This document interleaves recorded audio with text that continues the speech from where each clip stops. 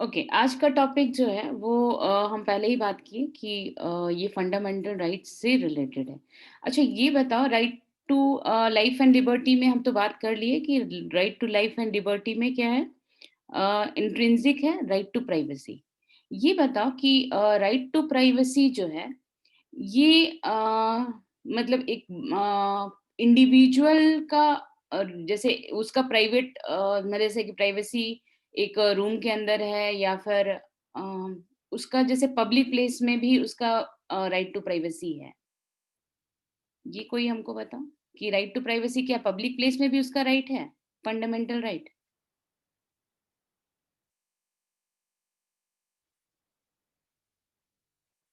Anyone?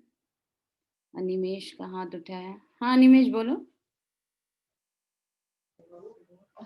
होना तो चाहिए पब्लिक प्लेस में भी प्राइवेसी का राइट। मतलब है कि नहीं है वो नहीं पता, मतलब होना हाँ चाहिए। है है। ओके, ठीक है। किसी को और कुछ बोलना है नहीं है या कुछ भी नहीं बोलना है?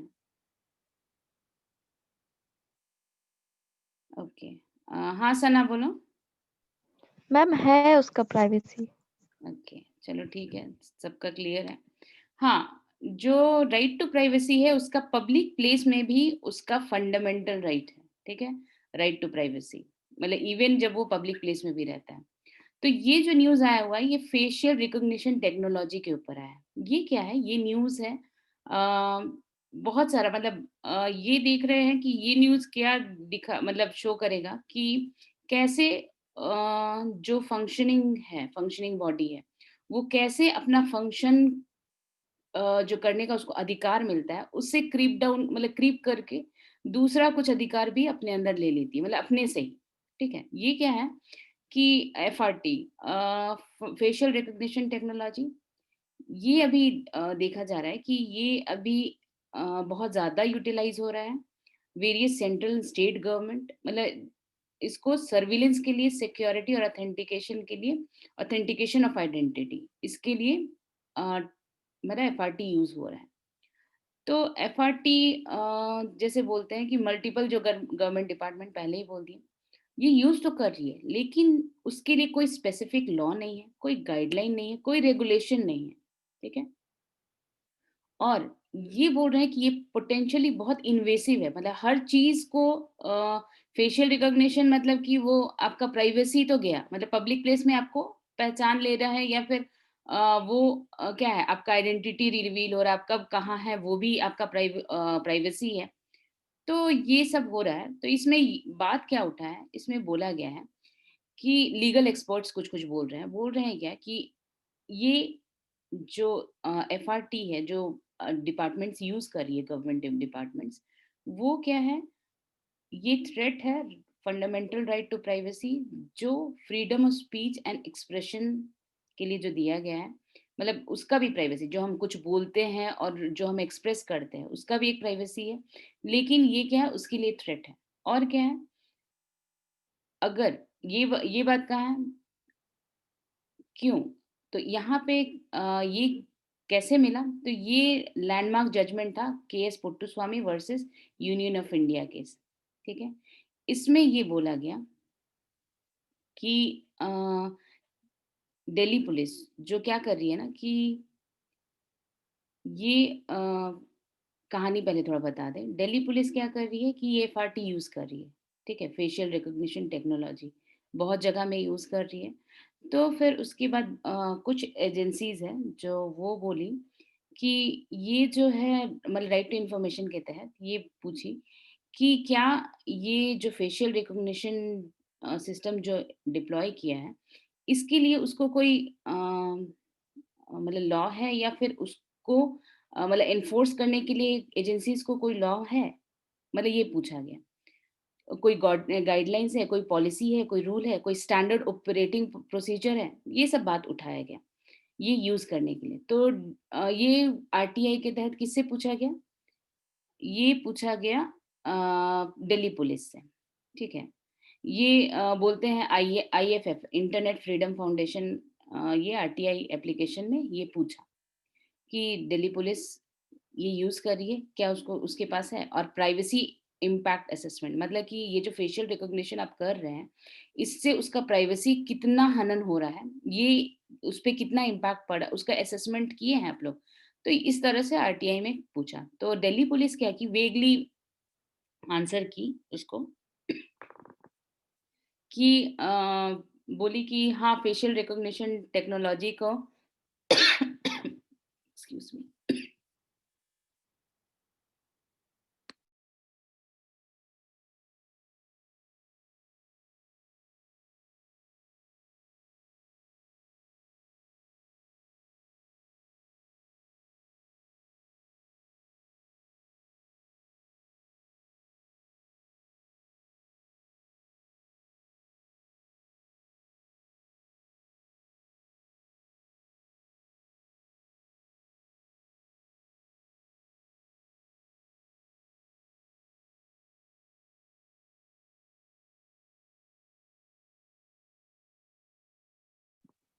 हाँ, फिर से हम बोल रहे हैं।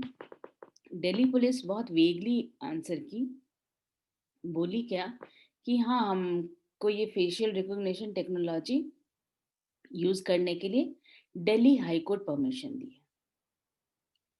तो एक्चुअली क्या हुआ है, और मतलब जो बाकी जो एडवोकेट्स है वो फिर बोलते हैं, एक एडवोकेट है अनुष्का जैन, वो बोलती है कि ये बोली, पॉइंट आउट की कि दिल्ली पुलिस को जो परमिशन मिला था वो दिल्ली हाई कोर्ट से, वो एक्चुअली जो फेशियल रिकॉग्निशन टेक्नोलॉजी यूज करने का मिला था, हाँ ठीक है, वो सही बोल रही है, लेकिन वो किस लिए मिला था? क्यों? वो जो मिसिंग बच्चे हैं उन लोगों को ट्रैक करने के लिए मिला था। ओके, किसके लिए मिला था? तो मिसिंग बच्चों को ट्रैक करने के लिए मिला था। लेकिन अभी क्या कर रही है ये और क्या है, वो उसको अभी सिक्योरिटी पर्पस, सर्विलेंस और इन्वेस्टिगेशन पर्पस के लिए यूज कर रही है, जो कि फंक्शन क्रीप है। तो फंक्शन क्रीप क्या है? फंक्शन क्रीप है कि अगर आपको जो लॉ के हिसाब से या फिर आपको परमिशन परमिशन आपको कुछ फंक्शन करने का दिया जा रहा है, अधिकार जो बोलते हैं, आप उसके अलावा और भी फंक्शनिंग एरिया अगर आप परफॉर्म करते हैं या और भी कुछ काम करने लगते हो उसके अलावा, तो इसको बोलते हैं फंक्शन क्रीप। ओरिजिनल पर्पस कुछ और था। क्या पर्पस था? तो उन लोगों को, मिसिंग चिल्ड्रन को फेशियल रिकॉग्निशन के थ्रू ट्रैक करना था कि हाँ, ये बच्चे मिसिंग हैं, तो फेशियल रिकॉग्निशन से कहीं पे भी वो लगाया हुआ है, तो वो क्या होगा कि ट्रैक हो जाएंगे और इन्फॉर्मेशन चला जाएगा और इससे बच्चे मिल जाएंगे। लेकिन ये क्या कर रही है? ये सिक्योरिटी पर्पस, सर्विलेंस और इन्वेस्टिगेशन के लिए भी यूज कर रही है। तो इसमें बहुत सारे प्रॉब्लम्स आए हैं जो कि ये लोग उसको सामने लाए हैं। तो क्या क्या है? एक तो बोल रही है कि फंक्शन क्रीप है, कि परमिशन मिला है कुछ और के लिए, ये काम कुछ और कर रही है। अब क्या है? इसके अलावा भी बहुत सारा प्रॉब्लम है। अब फिर उसके बाद बोला कि जो दिल्ली पुलिस है, अभी ऑटोमेटेड फेशियल रिकॉग्निशन सिस्टम से बहुत सारे जो पीपल जो एंटी सिटीजनशिप एक्ट में, जो जामिया मिलिया में इस्लामिया में जो डेटा, सॉरी, वो प्रोटेस्ट किए थे, उसको क्या करिए, एंटी सोशल एलिमेंट से, ठीक है, facial recognition, automated facial recognition system है, उससे फिर उन लोगों को मिला मिला के देख रही है डेटा बैंक से कि इसमें से तो कोई नहीं है। ठीक है, इसका हम प्रॉब्लम बताएंगे कि इसमें बहुत सारा प्रॉब्लम है। ठीक है, मिला मिला के देख रही है। अब क्या है कि ये तो उसको तो ये काम के लिए नहीं दिया था ये परमिशन, दिल्ली हाई कोर्ट जो पुलिस बोल दी कि हाँ, इस हमको परमिशन मिला है फेशियल रिकॉग्निशन टेक्नोलॉजी का। फिर और क्या कर रही है कि जो अपने अपने तरफ से ही वो फंक्शनिंग वाइडनिंग कर दी। फिर उसके बाद क्या है, जो कि रेगुलेटेड भी नहीं है, उसका रेगुलेशन कैसे होगा? जैसे वो रिकॉग्नाइज कर रही है तो उसको रेगुलेट कौन करे? कितना मतलब किसको करना है, कहाँ पे कैमरा लगाना है, कहाँ नहीं लगाना है, ये सब तो कोई रेगुलेशन नहीं है। फिर उसके बाद इससे ये प्रॉब्लम होगा कि इससे क्या हो जाएगा, ये माइट भी मतलब ओवर पॉलिसिंग हो जाएगा। मतलब कि क्या होगा कि जो माइनॉरिटीज है, हो सकता है उन्हीं लोग को टारगेट किया जाने लगे। ठीक है, और मतलब जिसका कोई लीगल बैकिंग नहीं है, लीगल बैकिंग है ही नहीं कि हाँ आपको करना है। फिर उसके बाद और क्या है जो मास प्रोटेस्ट में यूज कर रही है, तो ऐसे तो क्या होगा, अगर मास प्रोटेस्ट में जाए और वहां पे सर्विलेंस फेशियल रिकग्निशन टेक्निक, तो हो सकता है कि पुलिस उसको हरास करने के लिए पहचान गए कि अरे ये मास प्रोटेस्ट में था, गवर्नमेंट हो सकता है कि उसके घर आदमी भेजने लगे। और ऐसे तो क्या होगा, गवर्नमेंट को किसी भी पॉलिसी या किसी भी एक्ट के मतलब जो हमारा अधिकार है प्रोटेस्ट करने का, ठीक है, मतलब freedom of speech and expression, उसमें प्रोटेस्ट करने का भी अधिकार है। तो ये तो इवन हम लोग को राइट टू जो मूवमेंट है वो भी बाधित हो जाए, क्योंकि लोग डरेंगे कि नहीं अरे हम बोलेंगे फेशियल रिकॉग्निशन हो जाएगा तो हो सकता है हमको हरास किया जाए। तो ये प्रॉब्लम्स है। अब क्या है, और इवन जो गवर्नमेंट है तो वो हरास कर सकती है।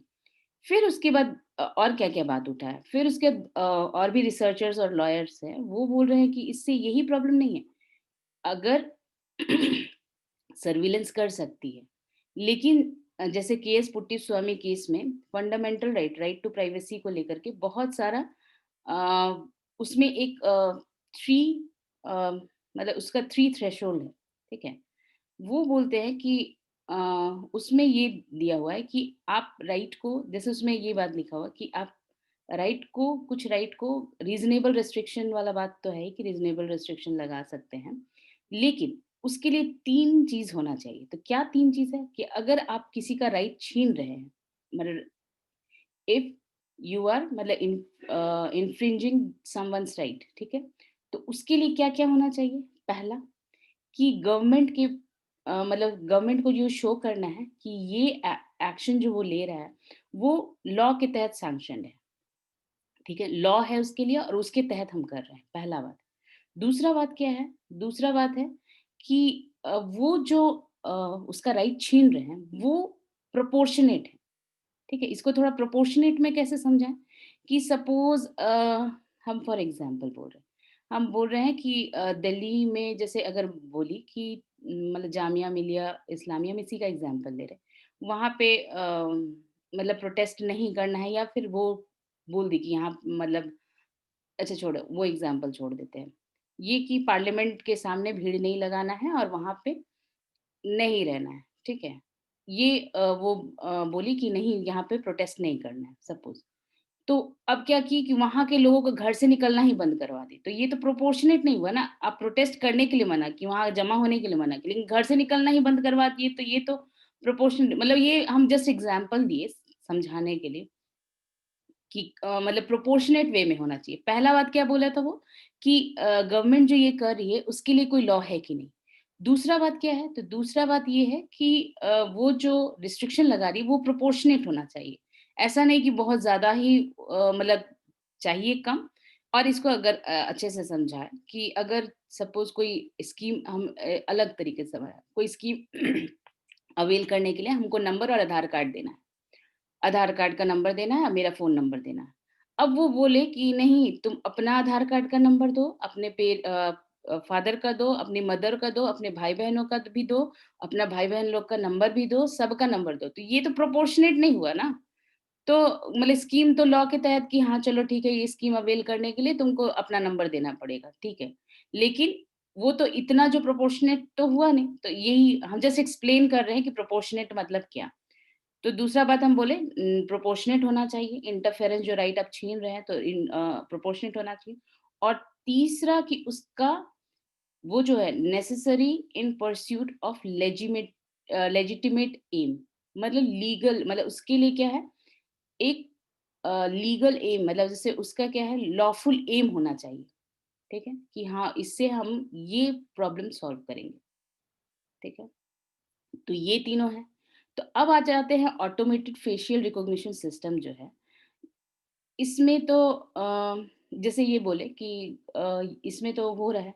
तो फिर बहुत लोग बोले कि ये जो इसका कोई लीगल बेसिस नहीं है कि आप ऑटोमेटेड फेशियल रिकॉग्निशन सिस्टम लगाएँ। तो कुछ लोग बोले कि नहीं ये तो इसका तो है, क्योंकि कैबिनेट एक नोट में 2009 में वो बोला था कि मतलब फेशियल रिकॉग्निशन सिस्टम के बारे में बोला था, बेसिस उसका वो है। लेकिन कैबिनेट नोट तो कोई लॉ नहीं है, लीगल सब्सटेंस तो है नहीं, वो प्रोसीजरल नोट है। सबसे अच्छा बात क्या है, प्रोसीजरल नोट है, वो तो कोई लॉ नहीं है। तो इसीलिए बोल रहा है कि ये पुट्टुस्वामी का जो जजमेंट है उसका थ्रेशोल्ड प्रोपोर्शनैलिटी और लीगैलिटी दोनों को ही वो नहीं ये कर रहा है, मीट नहीं कर रहा है। तो ये तो ऐसे ही बेकार है। फिर उसके बाद और भी प्रॉब्लम है। फेशियल रिकॉग्निशन सिस्टम हो आप लगा दिए वो तो ठीक है। लेकिन वो उसका जो एक्यूरेसी होगा कि सही-सही आदमी को पहचाने, उसमें भी प्रॉब्लम है। उसको बोलते हैं एक तो मतलब उसका 100% एक्यूरेसी है ही नहीं। तो एक बोलते हैं फॉल्स पॉजिटिव और एक बोलते हैं फॉल्स नेगेटिव। अब फॉल्स पॉजिटिव क्या है? तो आप आदमी हैं कोई और सपोज़ किसी क्रिमिनल को ढूँढ रहे हैं और उसका चेहरा मेरे से मिलता हुआ और ये फेशियल रिकॉग्निशन सिस्टम क्या है कि इसका तो एक्यूरेसी नहीं है। उसको समझ के मतलब सपोज़ मतलब मेरा चेहरा उसको सोच के मेरा चेहरा और वो कोई सपोज़ मर्डर करके कोई भागी हुई लड़की होगी और मेरा चेहरा पता चल गया, मतलब मेरा चेहरा वो उसके लिए पहचान गया, तो मेरे को तो मर्डर केस में ले आएगा ना, जबकि हम सस्पेक्ट है ही नहीं। तो एक इसको बोलते हैं फॉल्स पॉजिटिव मतलब किसी और पर्सन के लिए मतलब किसी पर्सन को पहचानना, जो वो पर्सन है ही नहीं, ठीक है? ये फॉल्स पॉजिटिव। एक फॉल्स नेगेटिव, वो जो पर्सन है सपोज़ कि हम जैसे मतलब मेरा एक आइडेंटिटी है कि ममता है, ये है। अब हम गए कोई स्कीम लेने के लिए कि हाँ मेरा ये स्कीम के तहत मेरा नाम, आधार कार्ड वो। तो वो फेशियल रिकॉग्निशन से देखेगा कि हाँ, सही में ये लड़की वही ममता ही है कि नहीं। तो वो तो जाके सपोज़ अभी हम इंटरव्यू दे के आए और वो बोला कि नहीं फेशियल रिकॉग्निशन तो आपका वो है ही नहीं। ये हो गया फ़ॉल्स नेगेटिव, जो हम हैं वो पहचान ही नहीं रहा है। तो इससे क्या होगा कि वो तो टारगेटेड हो जाएगा कि अरे स्कीम से बाहर करो, मतलब मेरे को मेरा सब कुछ रद्द। मतलब हम वो पर्सन है ही नहीं। तो इसको बोलते हैं फ़ॉल्स नेगेटिव। तो ये भी एक प्रॉब्लम है कि ये क्वेश्चनेबल है कि हाँ, ये क्या? मतलब फेशियल रिकॉग्निशन सिस्टम में भी तो प्रॉब्लम है। तो इससे प्रॉब्लम क्या-क्या होगा? एक तो बिना मतलब के किसी और के लिए अरेस्ट हो जाएगा वो पर्सन जो कि सस्पेक्ट हो। मतलब सस्पेक्ट नहीं है और किसी केस में उसको डाल दिया जाएगा। दूसरा क्या है? गवर्नमेंट पॉलिसीज़, गवर्नमेंट स्कीम्स जो भी है उससे एक्सक्लूजन हो सकता है। ये भी बोला गया है कि बहुत सारा जैसे यूएस का बहुत सारा जो कंपनीज़ हैं, ये इसका मतलब इस पे बैन करती है यूसेज पे और मोरेटोरियम लगा दी है फेशियल रिकॉग्निशन टेक पे, कि नहीं वो नहीं होना चाहिए प्रोपोर्शनैलिटी और वो सब जब तक नहीं हो, तो वो नहीं होना चाहिए। इवन जो आईबीएम, माइक्रोसॉफ्ट वो सब भी है कि ये टेक्नोलॉजी सेल नहीं करेगी, लेकिन ये बहुत इन्वेसिव है, इनएक्यूरेट है और मतलब बोल सकते हैं कि अनएपोलोजेटिकली वेपनाइज्ड बाय लॉ एनफोर्समेंट ये क्या है कि मतलब इसको ठीक भी नहीं किया जा सकता है। कैसे? क्योंकि एक बार आप वैसा गलत-गलत आदमी को पहचान लेंगे, सपोज़ वो एग्ज़ीक्यूट भी कर दिए मतलब बहुत बड़ा क्राइम था, उसको सज़ा भी मिल गया, 3 साल बाद पता चला अरे ये आदमी नहीं है। तो ये तो एपोलोजाइज़ क्या करेंगे वो आदमी को? ठीक है?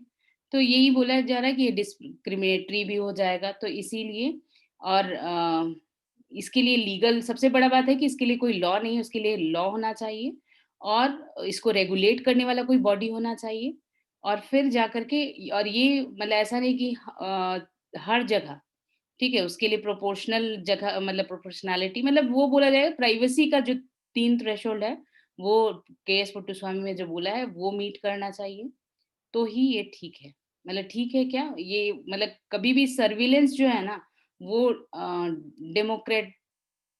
डेमोक्रेसी के लिए वो ठीक नहीं है। ठीक है? मतलब मास सर्विलेंस भी होने लगेगा। तो वो तो मास सर्विलेंस होने लगेगा तो वो तो पता ही है जो हम पहले बात बोल दी। ठीक है? तो ये अच्छे से पढ़ना ये बहुत इम्पोर्टेंट है।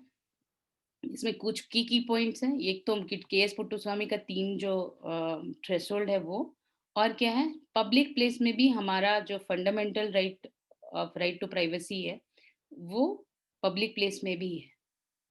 ठीक है? आगे बढ़ते हैं। ये क्या है? ये एक और दूसरा न्यूज़ है, ये इफ़को गैस लीक। तो ये इसमें क्या है लीक क्या हुआ है? ये है अमोनिया। तो अमोनिया के बारे में वो कुछ-कुछ डेटा है कि अमोनिया क्या है तो NH3 जिसको बोलते हैं a trihydride of nitrogen और ये क्या है building block of ammonium nitrate. तो ये यूज़ किस में होता है? तो ये use for agriculture as a high nitrogen fertiliser के लिए ये यूज होता है, और उसी के लिए रखा हुआ था। इसको हाई प्रेशर और in gaseous form at low temperature रखा जाता है, लिक्विड फॉर्म में। और मतलब अगर लिक्विड फॉर्म में करना है तो हाई प्रेशर और in gaseous form at low temperature, ये इसमें रखा जाता है। तो इस इफको कंपनी में ये एक्सीडेंट हुआ है, तो जिसके कारण क्या होता है कि मतलब इससे क्या होता है कि जैसे नेचुरली अमोनिया हमारे एनवायरनमेंट में भी है, लेकिन वो हम लोग को हार्म नहीं करता है, ठीक है। लेकिन अगर जैसे कि अमोनिया बहुत ज़्यादा ऑक्सीजन के जगह पे हम अमोनिया ही इनहेल करने लगे, तो फिर क्या होगा कि हमारा जो रेस्पिरेटरी ट्रैक्ट है, वो उसमें क्या होगा कि उसमें अमोनियम हाइड्रोक्साइड फॉर्म होगा, जिससे कि क्या है जो कॉस्टिक होता है, कॉस्टिक, और वो क्या होगा सेल मेम्ब्रेन जिसमें जो कि लिपिड्स होते हैं, उसमें क्या है कि वो उसको डिस्ट्रक्शन करेगा। तो जिसके कारण क्या होगा कि बहुत ज़्यादा वो प्रॉब्लम हो जाएगा, जैसे प्रोटीन ब्रेकडाउन होने लगेगा, वाटर एक्सट्रैक्ट होने लगेगा, फिर इन्फ्लेमेटरी रिस्पॉन्सेज आने लगेगा, जिससे कि फर्दर डैमेज जो भी हो।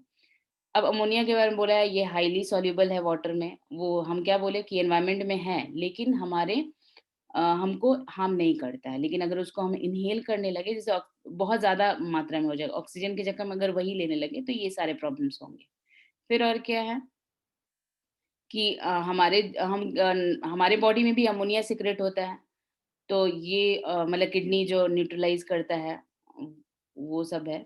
तो फिर उसके बाद और क्या, अ, हम बात कर ही लिए, इन्फ्लेमेटरी एक्शंस होने लगता है, फिर इरिटेशन होने लगता है, तो ये फिर पढ़ लेना, ये सब है। फिर क्या है, तो हम क्या बोले कि अमोनिया मैन्युफैक्चरिंग ऑफ फर्टिलाइजर के लिए यूज होता है, और फिर मतलब 80% जो अमोनिया है वो मैन्युफैक्चरिंग ऑफ फर्टिलाइजर के लिए। अच्छा, हमारा ये बताओ कि हम एक न्यूज़ आया था बहुत दिन पहले, मेरे को याद आया तो इसलिए हम बोले। हमारे यहाँ पे अमोनिया सबसे ज़्यादा कहाँ से आता है? मतलब नेचर में ही बोल सकते हैं कि अमोनिया सबसे ज़्यादा कहाँ से आता है?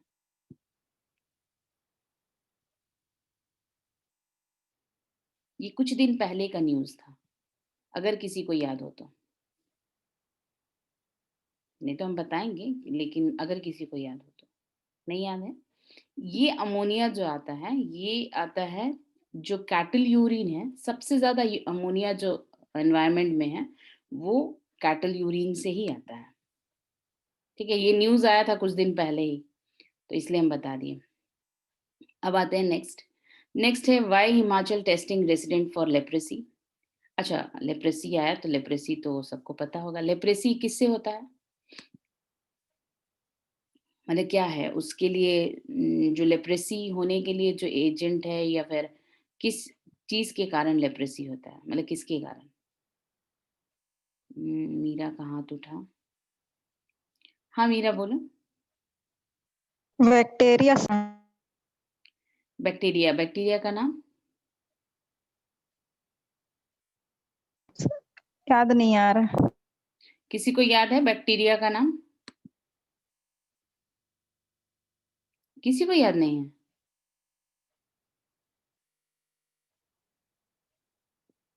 अजीब सा बात है।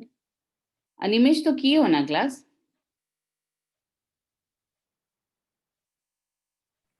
हमको नहीं याद है, हमको तो बैक्टीरिया भी नहीं याद था। गुड। ये है माइकोबैक्टीरियम लेप्रे, ठीक है, इससे होता है।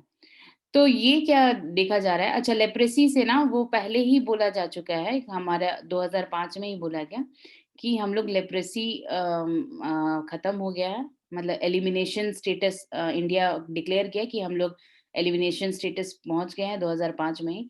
और हिमाचल प्रदेश जो है वो 2002 में ही बोल दिया है कि we have attend the elimination status of ये लेप्रेसी। लेकिन अच्छा, अब क्या है कि प्रिवलेंस रेट जो है कि 10,000 में एक लोगों को होता है, लेकिन लास्ट 5 इयर्स में ये देखा गया है कि हिमाचल प्रदेश में 10,000 में 0.2%। तो 0.2% मतलब कितने लोगों को? बोलो, मैथ्स भी पढ़ाए हैं हम।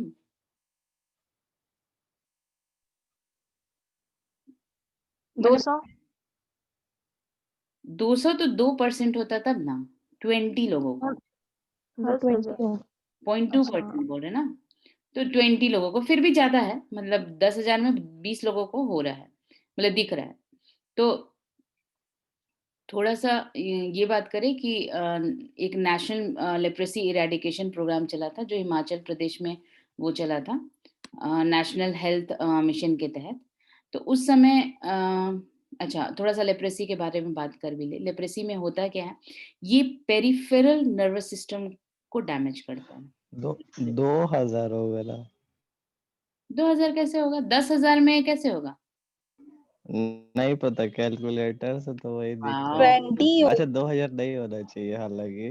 2000 कैसे होगा? ठीक है 2% ही निकालो ना, तो 2% में कम कर दो, तो 2% मेरा 10,000 मैथ खराब है। क्यों खराब है अनिमेश? इतना खराब पढ़ा है, हम इतना जल्दी भूल गए तुम? वो भी परसेंटेज, ये तो बच्चा लोग सही में में पढ़ते हैं। सब निकल ही गया दिमाग से। गुड, अभी रखो, अब एग्जाम एक बार फिर से करने के बाद। करना है सब। ठीक है, तो फिर ये क्या है, मतलब ये मतलब ये सब हैबिट डाल लो, क्योंकि वो मतलब ये तो करंट अफेयर्स में आया तो हम जस्ट ऐसे ही पूछ लिए मैथ्स मैथ्स के लिए, लेकिन अगर तुमको एग्जाम क्रैक करना है तो फिर तो वो अच्छा ही रखना पड़ेगा। इवन हम अपना अगर एक्सपीरियंस बताएं, मतलब यहाँ पे अगर शेयर करें तो इंटरव्यू में क्या हुआ था कि इंटरव्यू में मेरे से पूछ दिए थे, मतलब मैथ्स, ठीक है, मतलब कैलकुलेशन वाला मैथ्स। फिर मेरे से पूछे कि क्योंकि मेरा मैथमेटिक्स एज अ सब्जेक्ट है ग्रेजुएशन में, तो फिर पूछे कि ये मैथ्स मतलब पेपर पेन थे, तो फिर ये तो बहुत अजीब सा बात है ना कि हम पेपर पेन लेकर के बच्चा लोग का जैसा कर रहे हैं, मतलब वो तो इतना तो सिंपल आना ही चाहिए। मतलब मेरे से पूछे थे 5% ऑफ 211 ईयर्स में कितना होगा, मतलब कितना हो जाएगा, तो ये आना चाहिए, मतलब ये तुम लोग दिमाग में कैलकुलेशन स्टार्ट कर दो, ठीक है। वहां पे अच्छा बात ये था कि हाँ नहीं जरूरत पड़ता है पेपर पेन का, अगर अच्छे से वो दिमाग शांत करके करो तो। ठीक है चलो, वो हम मैथ्स का लेक्चर नहीं दे रहे अभी फिलहाल, करंट अफेयर्स पढ़ा दें। तो ये क्या है ना कि हिमाचल प्रदेश में ये नेशनल हेल्थ मिशन के तहत ये लेप्रेसी एरेडिकेशन प्रोग्राम चला। लेप्रेसी के बारे में बता रहे थे कि ये पेरिफेरल नर्वस सिस्टम को डैमेज करता है, मतलब स्किन में लेजन्स हो जाते हैं। फिर उसके बाद क्या है, वो मतलब बोलते हैं कि पूरा जो पेरिफेरल नर्वस सिस्टम मतलब यहाँ पे वो गलने लगता है, ठीक है, बहुत वेग बोल रहे हैं, गलने लगता है। इसको लेप्रेसी को दो इसमें क्लासिफाइड करते हैं, एक पॉसी बेसिलरी और एक है मल्टी बेसिलरी, ठीक है, ये दोनों उसका टाइप्स हैं। और क्या है इसमें जो है कि इसमें मल्टी ड्रग थेरेपी होता है। तो मल्टी ड्रग थेरेपी हम लोग और भी जैसे टीबी में भी हम लोग देखे हैं, मल्टी ड्रग थेरेपी मतलब कि सुबह में एक ड्रग एक टाइप का होगा, फिर दूसरा, फिर तीसरा, मतलब इस तरह से मल्टी ड्रग थेरेपी। तो ये बोलते हैं कि पॉसी बेसिलरी होगा तो उसके लिए 6 महीना, और अगर मल्टी बेसिलरी होगा तो उसके लिए 1 साल ये मल्टी ड्रग ड्रग थेरेपी करवाना पड़ता है। तो अभी जैसे बहुत सारा लास्ट 2 इयर्स में बोल रहे हैं कि करीब 182 केसेस हिमाचल प्रदेश से आया हुआ है, जिसमें कि सिर्फ 6 पॉसी बेसिलरी का है और मैक्सिम मतलब सारा बाकी सारा मल्टी बेसिलरी का है। तो इसमें ये बोल रहे हैं कि अब ये मतलब आ कैसे रहा है सामने। तो लेटेस्ट एक सर्विलेंस कैंपेन चल रहा है हिमाचल प्रदेश में जिसका नाम है हिम सुरक्षा अभियान। हिम से मतलब हिमाचल से हिम हो गया, हिम सुरक्षा अभियान। तो वहां पे एक कैंपेन चल रहा है जिसमें क्या है कि वो पॉपुलेशन को स्क्रीनिंग किया जाएगा। स्क्रीनिंग किस किस के लिए? तो कोरोना वायरस के लिए, ट्यूबरकुलोसिस के लिए और लेप्रेसी के लिए, ठीक है। और बहुत सारा और भी हेल्थ पैरामीटर्स है जैसे कि ब्लड शुगर लेवल, फिर उसके बाद हाई ब्लड प्रेशर, ये सब भी रिकॉर्ड किया जाएगा। तो इसी के लिए जब इतना जन मतलब सर्विलेंस जब कर रहे हैं, ये जो हिम सुरक्षा अभियान की तरह कैंपेन जो सर्विलेंस कैंपेन चला रहे हैं, तो इसीलिए बहुत सारे लोगों को लेप्रेसी पाया जा रहा है। अच्छा, लेप्रेसी का क्या है ना कि ये लेप्रेसी अगर माइकोबैक्टीरियम लेप्रे अगर है बॉडी में, तो कोई जरूरी नहीं कि लेप्रेसी हो। मतलब बोलते हैं कि लेप्रेसी का बैक्टीरिया है, लेकिन वो उसका जो सिम्टम्स आने के लिए बोलते हैं किसी किसी को इसका सिम्टम्स 20 साल बाद भी आता है, ठीक है। अब लेप्रेसी के बारे में बोला है कि WHO लेप्रेसी को मतलब एज और एक डिजीज मतलब उस हैंसन्स डिजीज भी बोलते हैं। ये बहुत क्रॉनिक और इन्फेक्शियस हुआ करता है, लेकिन अभी जो उसका इन्फेक्शन है वो थोड़ा सा माइल्ड हुआ था। ठीक है, माइल्ड हुआ था। हम लोग न्यूज में ये पहले भी आया था कि याद करो डिवोर्स का पहले एक मतलब एक ग्राउंड बनता था लेप्रेसी। अगर किसी वाइफ को मतलब अगर हस्बैंड या वाइफ किसी को भी लेप्रेसी अगर हो जाए तो एक ग्राउंड बन जाता था। ठीक है, कि हम इसे डिवोर्स लेंगे। तो ये सब तो बहुत मतलब हटा दिया गया लेप्रेसी एज अ ग्राउंड। तो इसी के बारे में है। और इसमें और भी है पेरिफेरल नर्वस सिस्टम, फिर अपर रेस्पिरेटरी ट्रैक मतलब आईज, ये सब मतलब इफेक्ट होता है इस डिजीज में। फिर उसके बाद ये बता ही दिए कि सिम्टम्स मतलब सिम्पटम्स हो सकता है कि हम फिर से रिपीट करें, सिम्पटम्स हो सकता है कि एक मतलब विद इन अ ईयर आ जाए, मतलब इन्फेक्शन होने के बाद, लेकिन उसको लेप्रेसी होने में करीब 20 साल लग जाएगा। ठीक है, और ये मतलब क्योरेबल हो गया है अभी, तो इसीलिए ग्राउंड को वो हटा दिया गया था। तो इसको लेके हिमाचल का ये न्यूज़ था। याद रखो कि हिमाचल में जो सर्विलेंस कैंपेन जो चल रहा है वो हिम सुरक्षा अभियान। ठीक है। अच्छा, ये बड़ा इंटरेस्टिंग एक मतलब इंटरेस्टिंग भी है और मतलब अच्छा है। मतलब ये नॉलेज हम लोग का बहुत कुछ होता है ना कि ऊपर-ऊपर नॉलेज है और हम लोग बहुत काम कर लेते हैं। तो ये नॉलेज को भी बढ़ाता है। इसीलिए जो कि बहुत जन को नहीं पता होगा। जैसे जो ड्रिंक करते हैं उन लोगों को एक बहाना ड्रिंक का ये भी रहता है कि अरे बहुत ठंडा लग रहा था इसीलिए ड्रिंक कर लिए। अच्छा, ड्रिंक करने से गर्मी लगता है क्या? मतलब ठंडा के टाइम में ड्रिंक करना चाहिए क्या? हम जस्ट एक राय पूछ रहे तुम लोगों से। हमको पता है यहाँ पे कोई ड्रिंक नहीं कर रहा होगा हम तो सुने हैं। कि ठंडा के टाइम में ड्रिंक करना चाहिए। नहीं, खैर तुम लोग को कैसे पता होगा, लेकिन हाँ सुना सुनाया ये में बात। भी मूवीज वगैरह में भी दिखाता है कि मतलब कि हाँ हाँ ठंडा में ड्रिंक कर लेने से हाँ। तो गर्मी आ ये वेदर डिपार्टमेंट नॉर्दर्न इंडिया का पीपल को बोला है। अभी यहाँ पे बहुत ठंडा मतलब बहुत टेम्परेचर गिरा है। तो इसमें weather department, Indian meteorological department, ये बहुत अनयूजुअल एडवाइजरी जारी की है कि नॉर्दर्न मोस्ट स्टेट्स को अगर अपने आप को बचा के रखना है इस ठंडा में, तो उन लोग अल्कोहल लेना अवॉइड करें। ठीक है, उससे क्या होगा, उन लोगों का जान भी जा सकता है ठंडा के वजह से। तो अब ये होता कैसे है, ये कितना डिग्री घटेगा वो सब में हम नहीं जा रहे हैं कि वो 3 से 5 डिग्री सेल्सियस घटने वाला है, वो दिसंबर 28 मतलब ऑलरेडी बीत चुका है। इस बीच ठंडा बहुत बढ़ने वाला है। तो ये क्या है कि अच्छा, ये भी बोलिए कि वेदर कंडीशन जैसे भी अगर ठंडा बहुत है तो जैसे कि फ्लू जैसा कंडीशन आए, फिर रनी नोज, फिर नोज ब्लीड्स, ये सब हो। और मतलब बहुत ज्यादा ठंडा में रहने से वो बॉडी जैसे एक तो शिवरिंग होने लगे। तो ये सब कंडीशन अगर रहे तो मतलब ठंडा बहुत ज्यादा है, इसीलिए क्या बोला कि अवॉइड कीजिए। अब होता क्या है एक्चुअल, वो ये एक्सप्लेन किया है कि एक्चुअली में होता क्या है। हमारा बॉडी जो जैसे अगर कोई ड्रिंक करता है ना, तो ड्रिंक करता है तो वो क्या करता है, जैसे जो अल्कोहल है वो हमारे जो ब्लड वेसल्स है, ठीक है, ब्लड वेसल्स को एक्सपैंड कर देता है। तो क्या होता है कि हमारा ब्लड वेसल्स को एक्सपैंड करता है तो एक फ्लशिंग और बहुत वार्मथ वाला सिचुएशन आ जाता है, गर्मी लगने लगता है। ठीक है, तो अब गर्मी लगेगा तो हमारा बॉडी तो खुद ही रेगुलेट करता है। ठीक है, पसीना मतलब से अगर गर्मी लग रहा है तो वो उसको ठंडा करने का कोशिश करता है। ठीक है ना, अगर हम हमको गर्मी लगे तो हमारा बॉडी क्या करता है, ठंडा करने का कोशिश करता है। इवन स्वेटिंग वेटिंग आकर के मतलब बॉडी को ठंडा करने का कोशिश करता है। तो इसमें एक्चुअली होता क्या है, हम सपोज हम ड्रिंक कर दिए, अब हमारा अब गर्मी लगने लगा तो मेरा बॉडी मेरा इम्यून सिस्टम, मेरा जो सिस्टम है वो क्या किया, बॉडी को ठंडा करने लगा। ठीक है, लेकिन बाहर का टेम्परेचर, अल्कोहल जब पीते हैं तो उस समय क्या होता है कि बाहर का टेम्परेचर क्या है, बॉडी क्या हो रहा है, हीट लूज करने के लिए वो बॉडी को ठंडा कर रहा है, लेकिन बाहर का टेम्परेचर तो ऑलरेडी कोल्ड वेव्स चल रहा है।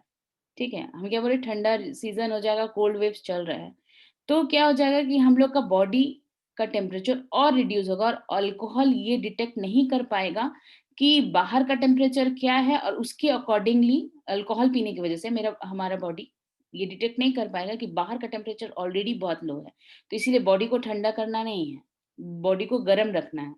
तो इसी की वजह से क्या हो जाता है कि हाइपोथर्मिया की वजह से, हाइपोथर्मिया मतलब कि बहुत बॉडी का टेम्परेचर बहुत लो हो जाने की वजह से ये डेथ हो जाता है। ठीक है, इसमें यही दिया हुआ है, मतलब यही है रीजन। तो इसमें ये बोला है कि डिपार्टमेंट और भी लोगों को ये बोला है कि मतलब आउटडोर एक्टिविटीज ना करें, मॉइस्चराइज़र स्किन पे रेगुलरली यूज़ करें, ऑयल क्रीम्स, विटामिन सी खाएँ और फिर वार्म फ्लूइड्स जो भी है, अपना इम्यून सिस्टम को मेंटेन करने के लिए वो सब करें। और अ, और एक बात, अल्कोहल क्या करता है, हमारा जो इम्यूनिटी है उसको भी कॉम्प्रोमाइज़ करता है। तो जो हमारा बॉडी का इम्यूनिटी है ठंडा से लड़ने का, उसको भी कॉम्प्रोमाइज़ किया। तो वही है कि हाइपोथर्मिया की वजह से अ, वो हीट लॉस हो चुका रहता है और जिसके कारण क्या होता है, बॉडी टेम्परेचर लूज़। तो वो फिर मतलब अगर बॉडी टेम्परेचर लूज़ हुआ तो वो एक्सट्रीम कोल्ड कंडीशंस की वजह से वो डेथ हो जाता है। ये पढ़ना अच्छा आर्टिकल है, ठीक है? तो ये यहाँ पे दिया हुआ है हाउ बॉडी टेम्परेचर, मतलब how alcohol reduces your body temperature. Alcohol is a vasodilator, ठीक है? वेसल्स को क्या करता है, वो रिलैक्स कर देता है, डायलेट करता है, मतलब एक्सपैंड करता है, ऐसे बोलेंगे, ठीक है? फिर वही फोरकास्ट किया है कि कितना कितना डिग्री कहाँ पे होगा, दिल्ली, पंजाब, हरियाणा में, चंडीगढ़ में, मतलब 4.5 डिग्री नॉर्मल से टेम्परेचर घटेगा, जिससे क्या होगा, कोल्ड वेव्स चलेगा। और कोल्ड वेव्स बहुत डेंजरस होता है क्योंकि ऑलरेडी वो बहुत इफेक्ट करता है बॉडी को। तो उस समय ड्रिंक किए रहेंगे तो ऑलरेडी वो और ज्यादा इफेक्ट करेगा और डेथ भी हो सकता है। मतलब ये बहुत जन का वहां पे डेथ भी हुआ है, इसीलिए ये न्यूज आया हुआ है। अब आते हैं, ये भी बहुत अच्छा इंटरेस्टिंग न्यूज़ है, इंस्टेंट लोन एप्स केस, ठीक है? अब ये क्या है, ये जो केस है ना, इसमें थोड़ा-सा ये बड़ा अजीब भी है कि इसके चलते कुछ लोग सुसाइड भी कर लिए हैं, ठीक है? तो ये है क्या? Instant loan app case. तो इसमें क्या है, इसका हम क्रक्स बता दे रहे हैं। इसमें क्या है ना, मोबाइल पे बहुत सारे ऐप्स, ठीक है? फिर से हम बात कर रहे हैं। इसमें क्या है ना कि एक पर्सनल लोन का एक रैकेट चल रहा था। तो रैकेट क्या चल रहा था, उसमें क्या है कि कुछ लोग जैसे कि जैसे हम लोग होता है ना कि हम लोग दे दिए, जैसे कहीं पे नंबर दे दिए, तो वो रैकेट का काम क्या है, वो नंबर जुगाड़ कर लिए, ठीक है?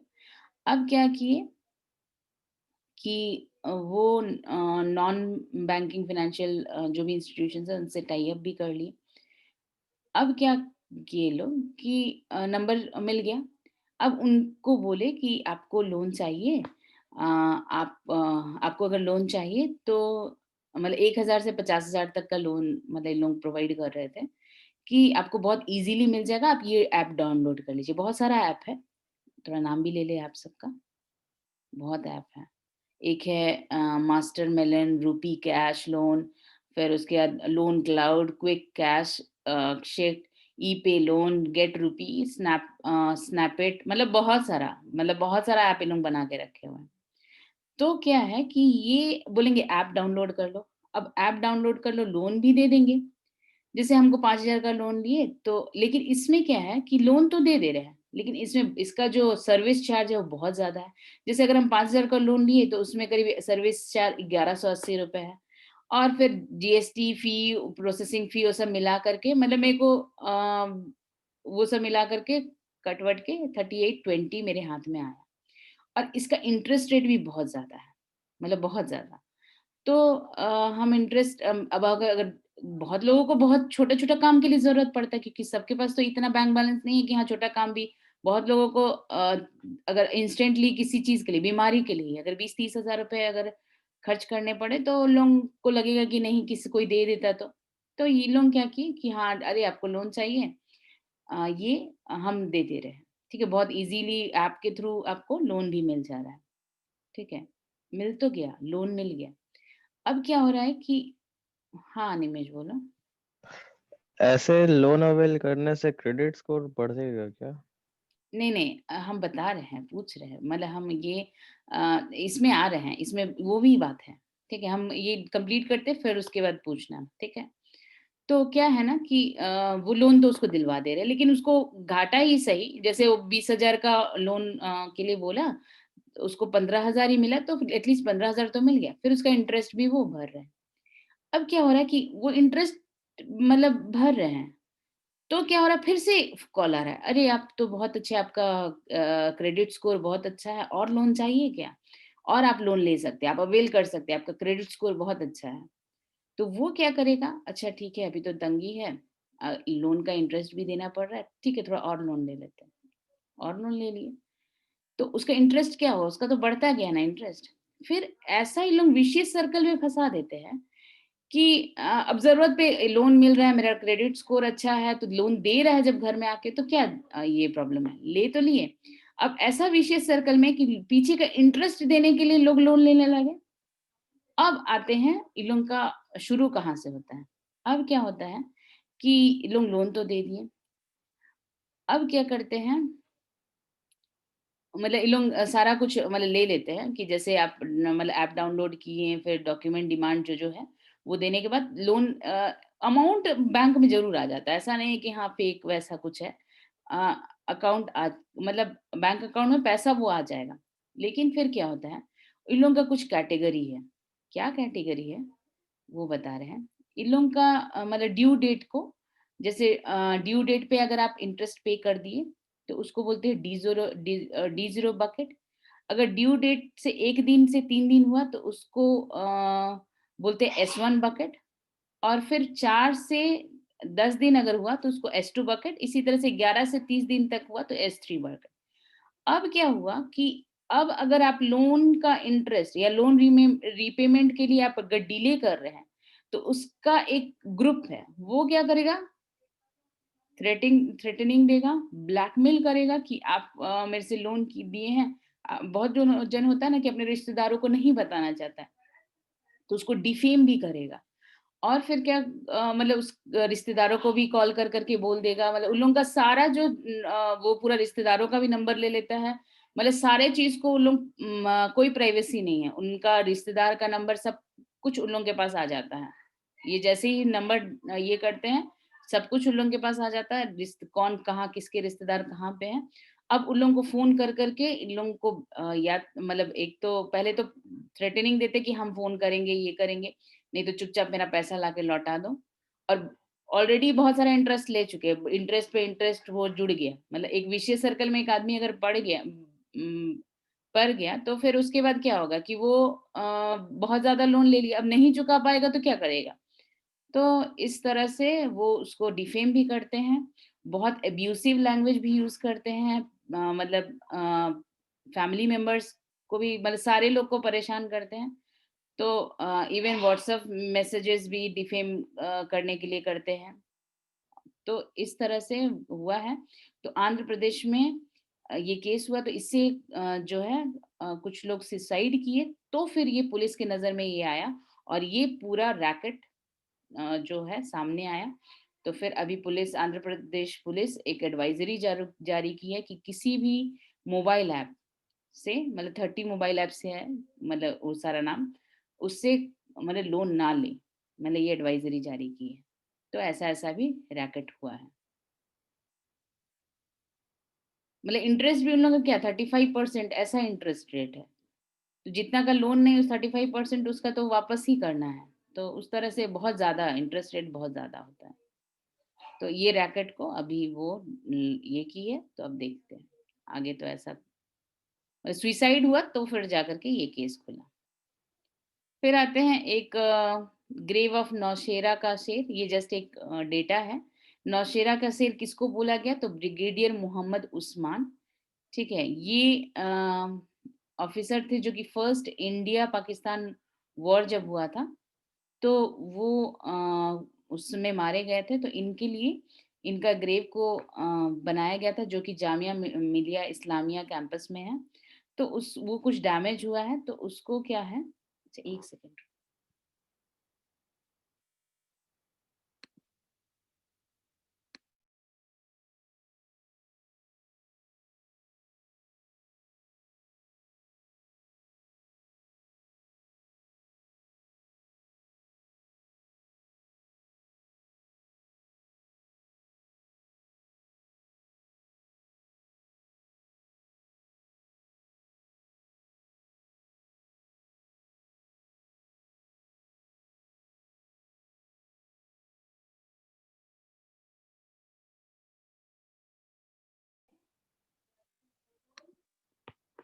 ओके, तो क्या आप बोल रहे थे हम कि ये डैमेज हुआ है, तो डैमेज होने के लिए इसमें वही बात हो रहा है कि इसको रिस्टोर करने का, तो इसको कौन करेगा उसी को लेके क्वेश्चन है। तो ये बस इसी यही है, याद रखोगे नौशेरा का शेर किसको बोला गया, तो ये ब्रिगेडियर मोहम्मद उस्मान।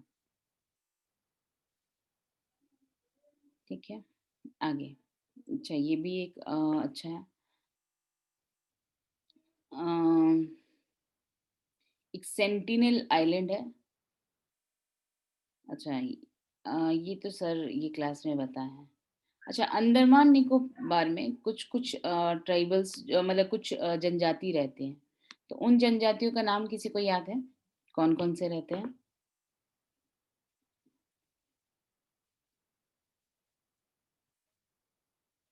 किसी को नहीं?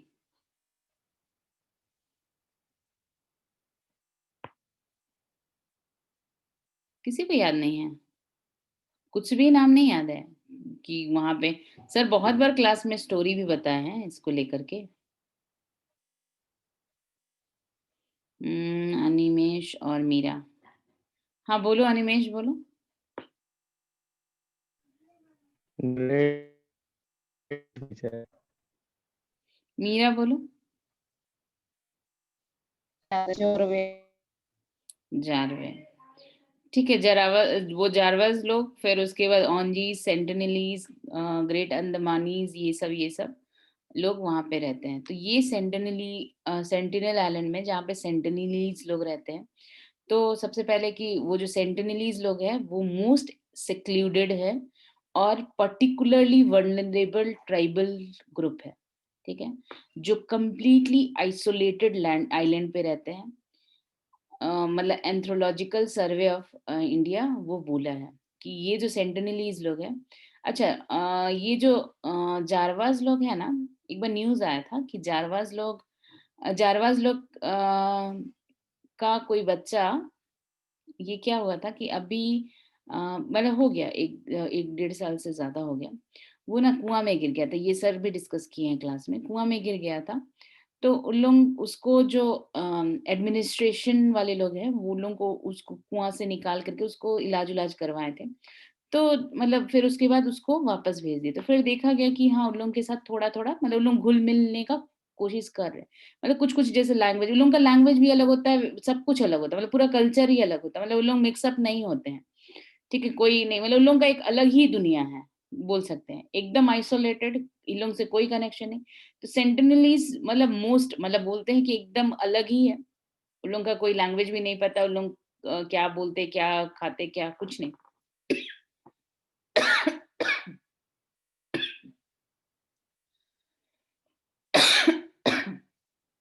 तो इससे क्या है, एक सेकेंड।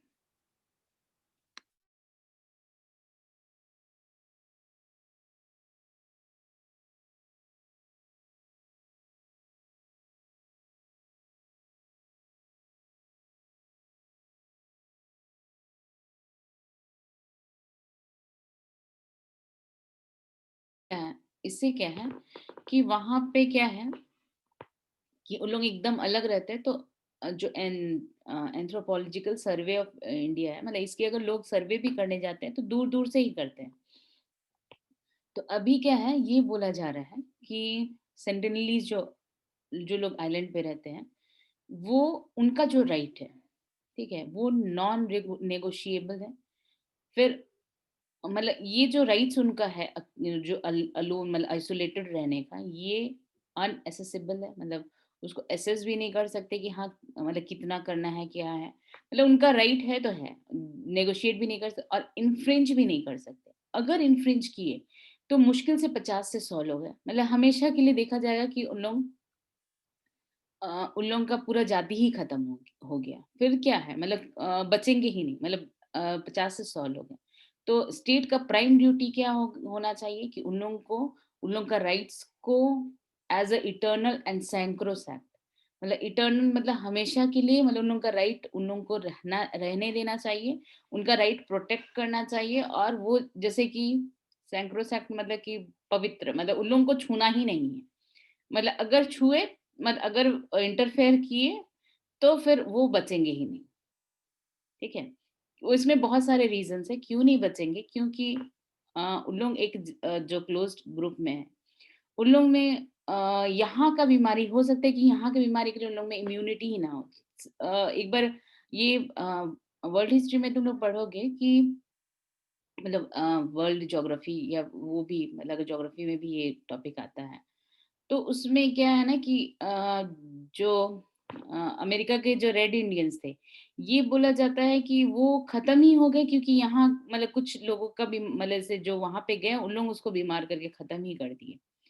तो वो बहुत मतलब ऐसा बीमारी होता है जो हम लोग में इम्यूनिटी तो है, लेकिन हो सकता है उन लोग में वो इम्यूनिटी ना हो।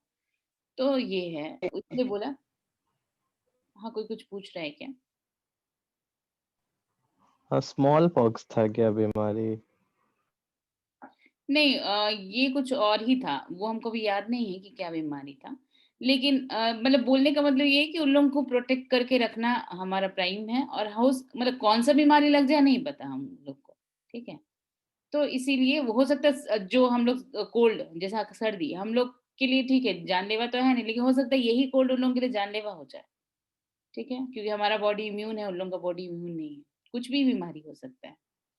तो फिर ये और भी इसमें आया है कि 5200 है जो नॉर्थ सेंटिनल आइलैंड में रहते हैं, उन लोगों को एकदम छूना नहीं है। और क्या है, अंडमान निकोबार में ग्रेट अंडमानीज, ओंजीज, जारावाज, सॉम्पेन्स, ये सब जातियां रहती है। अब और क्या बात आया है कि इसमें क्या है ना कि सेंटिनलीज के बारे में जाने कैसे, तो दूर से ही मतलब स्टडी किए उसको, दूर से ही study of a culture from distance, मतलब दूर से ही उनको मतलब सर्विलेंस करके, मतलब ऊपर से जैसे हेलीकॉप्टर हुआ या कुछ चीज से, जो कि उन लोगों को डिस्टर्ब ना करे। एक आया था न्यूज, वो भी आया था कि जॉन एलन छॉ, ठीक है, ये अमेरिका के थे। वो क्या है ना, वो उनको लगा ना कि उनसे अच्छा दोस्ती हो गया। ठीक है, उनको उन लोगों को कुछ कुछ ले जाके देते थे, मतलब कोई मतलब से हुआ बोट से गया और कुछ चीज दे दी। लेकिन जैसे ही वो कदम नीचे रखे, एक दिन सोचे कि अरे अब तो दोस्ती हो गया, कदम नीचे रखे, तो वो लोग तीर से शायद मारा और उनका डेथ हो गया। तो बोलते हैं कि वो एक डॉक्यूमेंट, फिर वो फिशरमैन को मरने से पहले वो डॉक्यूमेंट दिए, तो उसके बारे में भी वो सेंटिनलीज के बारे में कुछ कुछ पता चला। फिर एक आया है कि मतलब वही बोले कि एरियल सर्वे से नॉर्थ सेंटिनल आइलैंड का सर्वे हुआ था 2015 में, जिसके लिए उनके लिए पॉलिसी ड्राफ्ट और मतलब अंडमान निकोबार एडमिनिस्ट्रेशन को हेल्प करने के लिए वो सर्वे के लिए दिया गया था। तो यही है, इससे रिलेटेड यही न्यूज़ है। और ये भी है कि जब भी मतलब कोई उन लोगों से मिलने गए तो वो सीधा मतलब बात ही नहीं करते हैं, वो मार ही मतलब वो मर ही जाता है। तो एक जॉन एलन शॉ बोल ही दिए, वो उसका डेथ हो गया था। तो उसमें वो कुछ डॉक्यूमेंट्स, 2018 का बात है, वो कुछ डॉक्यूमेंट्स प्रोवाइड किया था, जिससे क्या हेल्प होगा, ये हेल्प होगा कि उन लोग एडमिनिस्ट्रेशन को उन लोग को प्रोटेक्ट करने में हेल्प होगा।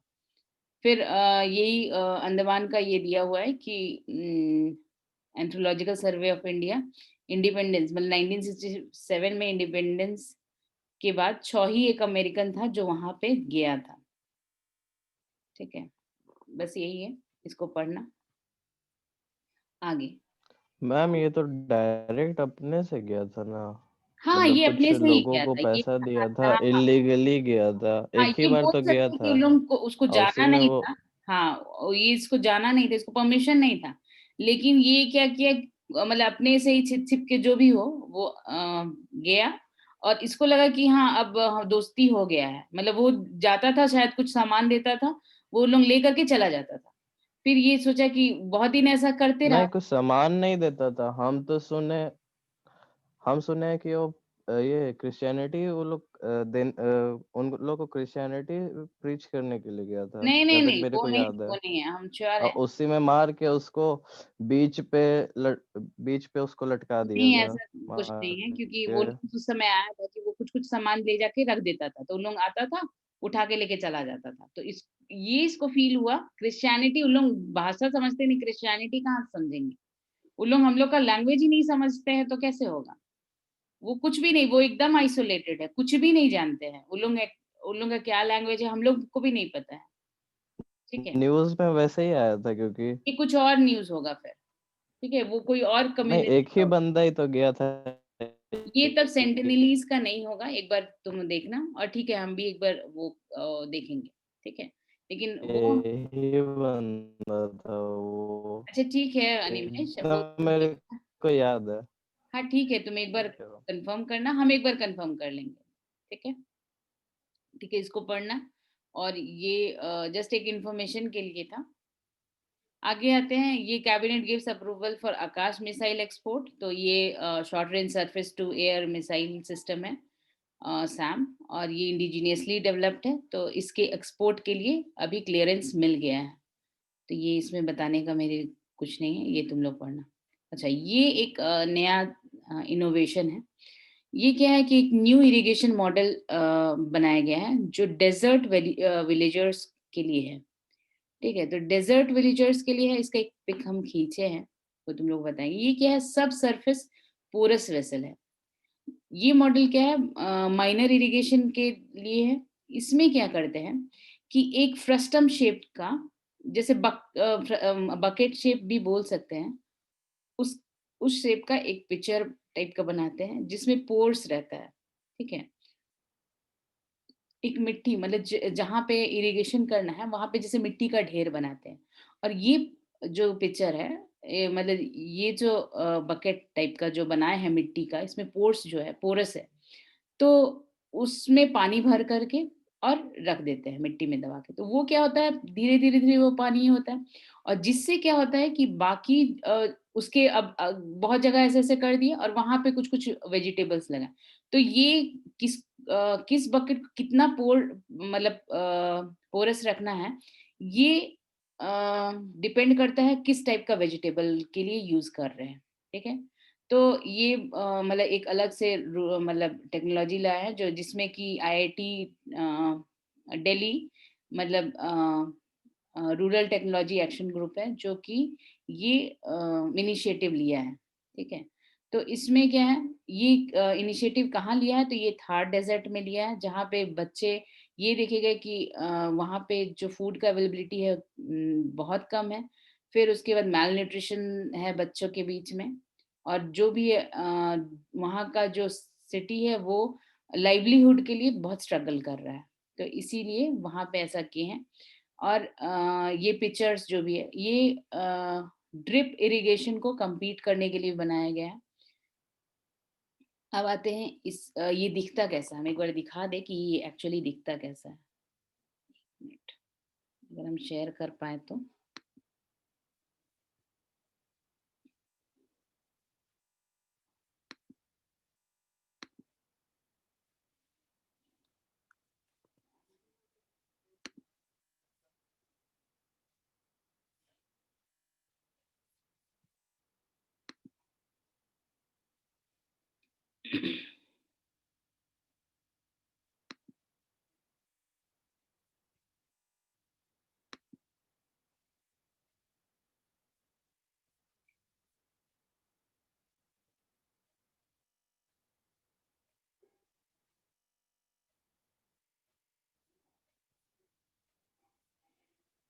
ओके, हम देखते हैं कि अगर शेयर कर पाए तो शायद कर पाएंगे।